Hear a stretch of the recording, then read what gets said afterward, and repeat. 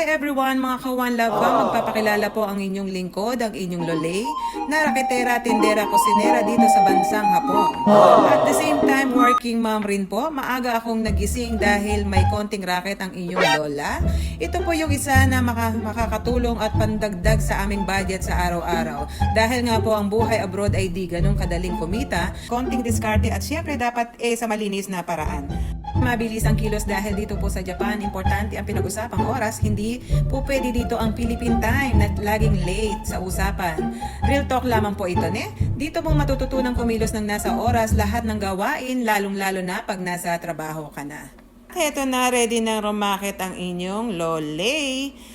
Ayan, nandito na ako sa aking pwesto. Hindi ko na po naipakita kung paano ko niluto. Kaya ito, wrapping time na lang po tayo at i-deliver ko na po ito. At syempre, hindi mawawala ang picture time.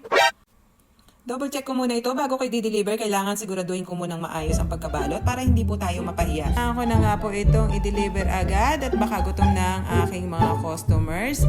At naghihintay na rin po ang aking mga kiddos dahil nangako po kami sa kanila na mailalabas namin ngayong araw na ito dahil holiday namin ngayon at kakain kami sa labas. Ang request nga po pala ng aking mga kids ay magra-ramen kami sa aming paboritong ramen house. Okay, let's go. Samahan niyo po kaming mamasyal.